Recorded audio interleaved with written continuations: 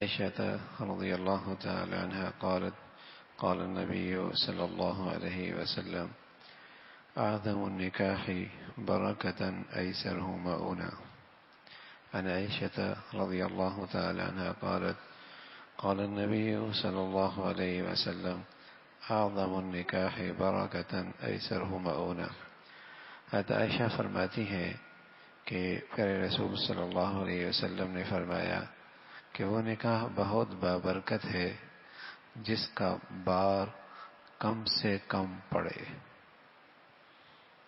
پیارے رسول صلی اللہ علیہ وسلم نے فرمایا وہ نکاح بہت بابرکت ہے جس کا بار بوجھ کم سے کم پڑے۔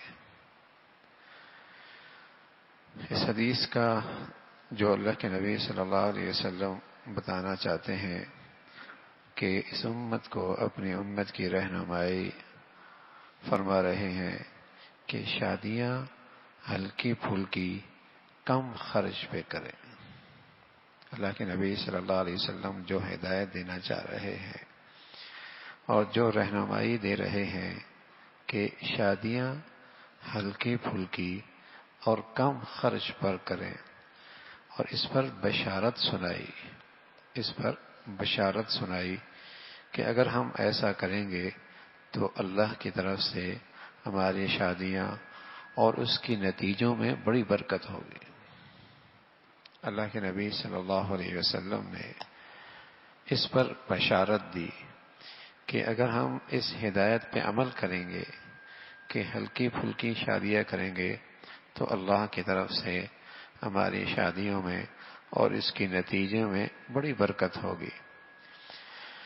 اب آج ہم خاص طور پہ معاشرتی اور ازواجی زندگی میں ہمارا معاشرہ جن پریشانیوں میں مبتلا ہے، اور خاص کر خانگی زندگیاں، آج ہمارے معاشرے میں جس طرح کی پریشانیاں ہیں اور خاص طر خانگی زندگی میں جو الجھن ہیں، ان کا ایک بہت بڑا سبب یہی ہے کہ نکاح اور شادی کے معاملے میں حضور علیہ الصلوۃ والسلام کی ہدایات سے انحراف کیا جاتا ہے۔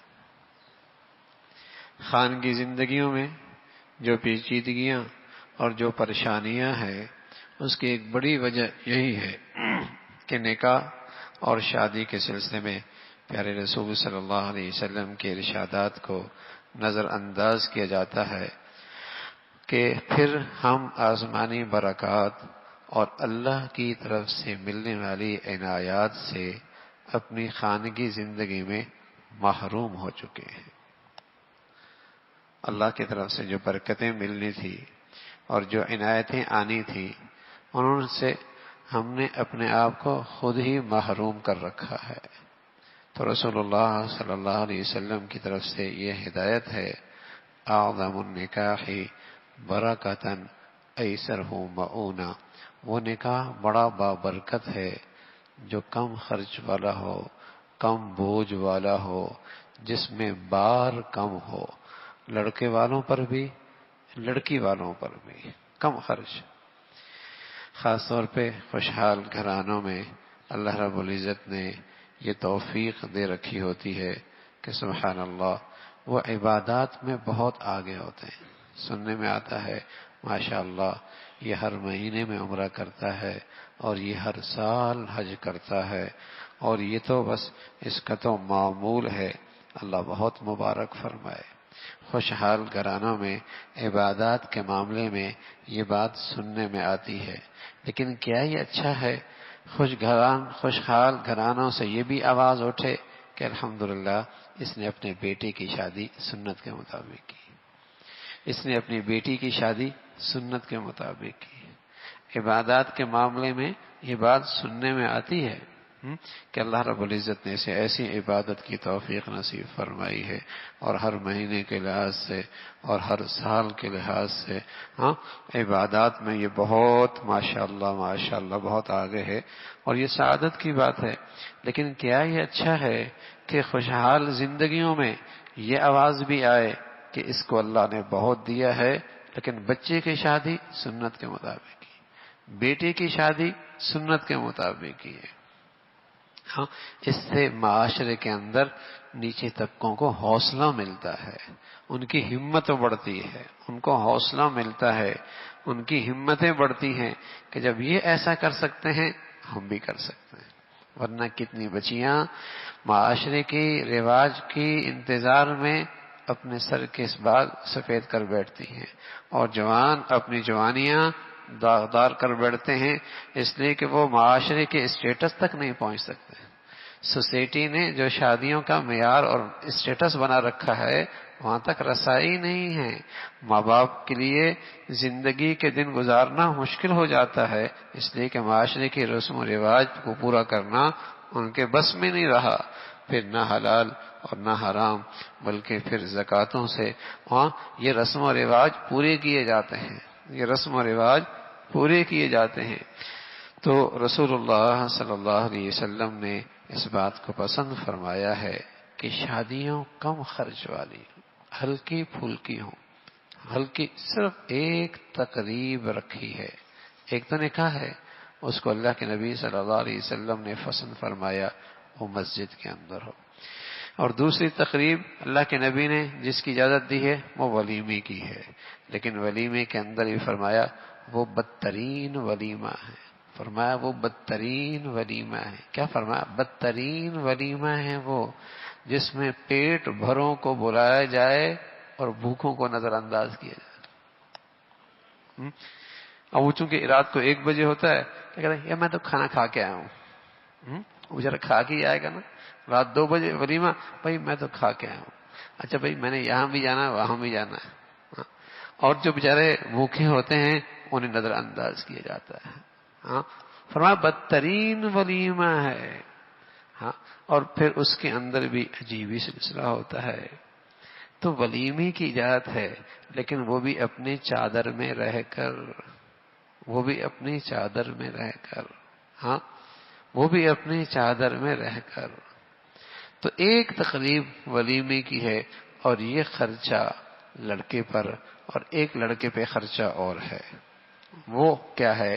اپنی استطاعت کے مطابق بچے کے لیے مہر مقرر کرے، بس بچے کے لیے مہر مقرر کیا جاتا ہے۔ یہاں بھی عجیب ہی سلسلہ ہے، مہر مقرر کر رہے ہوتے ہیں 5,000 روپے، اور شادی پہ خرچ ہو رہا ہوتا ہے 1 کروڑ روپیہ۔ ہاں، شادی پہ خرچ ہو رہا تھا 2 کروڑ روپے، مہر مقرر کیا جا رہا ہوتا ہے 10,000 روپے۔ ارے جو بچی کا حق ہے اس میں تو اتنا بخل ہو رہا ہے، بخل نہیں، رواج چل رہا ہے، یہ ان کے خاندان میں رسم یہی چل رہی ہے، اور جو صرف نام و نمود اور نمائش کے لیے وہاں کروڑوں خرچ ہو رہے ہیں۔ حسب استعداد اپنی اس بچی کو حق دو، جو تمہارے پاس خوشحالی اللہ نے کام آئے گا، اس بچی کے، اس کی بچی کی زندگی کی ضروریات میں کام آئیں گے، تو وہ تو اس کا حق ہے، وہ تو مناسب انداز میں اسے دینا چاہیے۔ لیکن یہ جو دکھلاوا اور نام و نمود کے لیے تقریبات ہیں، اس سے معاشرے میں بڑی غلط روایات پڑ رہی ہے، بڑی غلط روایات۔ تو رسول اللہ صلی اللہ علیہ وسلم نے اس بات کو فرمایا کہ تم اپنی شادیوں میں اللہ کی طرف سے برکتیں چاہتے ہو، عنایتیں چاہتے ہو اور مبارک نتائج چاہتے ہو، تو پھر اس کا راستہ ہے کہ اپنی شادیاں ہلکی پھلکی کرو، کم خرچ والی شادیاں کرو، اس سے تمہیں اللہ کی طرف سے عنایتیں ملیں گی اور برکتیں ملیں گی، اور خانگی زندگی کے نتائج بہت شاندار ہوں گے۔ خود رسول اللہ صلی اللہ علیہ وسلم نے اپنے عمل سے اور حضرات صحابہ نے اپنے اللہ کے نبی کی صحبت اور تربیت کی برکت سے اس کا شاندار مظاہرہ کیا۔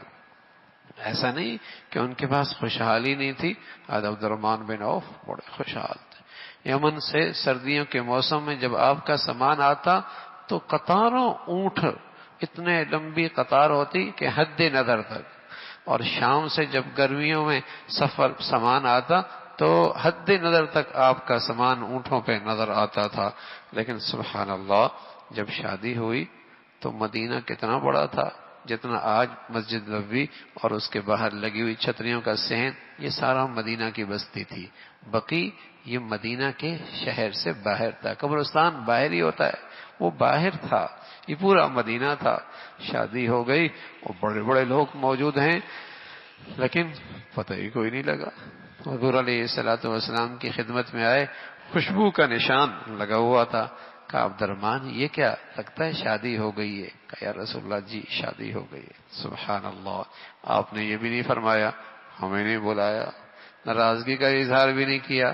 ہاں، اس لیے کہ یہ ان مرد کی فطرتی ضرورت ہے عورت، اور عورت کی فطرتی ضرورت ہے مرد، یہ فطرت کی ایک ضرورت ہے۔ اسے اتنا آسان کر دو، اتنا سستا کر دو کہ حرام کے راستے بند ہو جائیں۔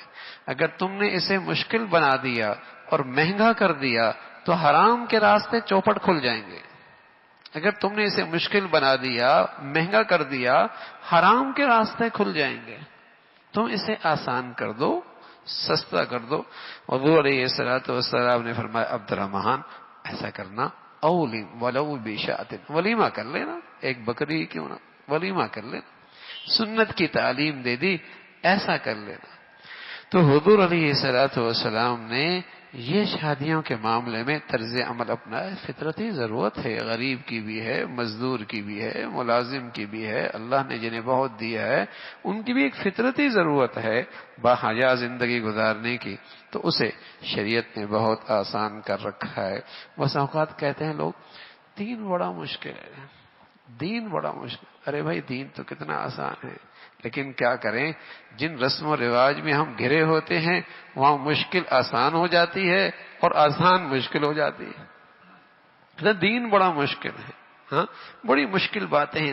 دین تو بہت آسان ہے، دین تو بہت آسان ہے، لیکن جس ماحول میں ہم زندگی گزار رہے ہوتے ہیں اور جن رسم و رواج میں ہم زندگی ہماری بسر ہو رہی ہوتی ہے وہاں مشکل آسان اور آسان مشکل ہو جاتا ہے۔ وجہ وہ رسم و رواج میں زندگی گزارنے کی وجہ ہے۔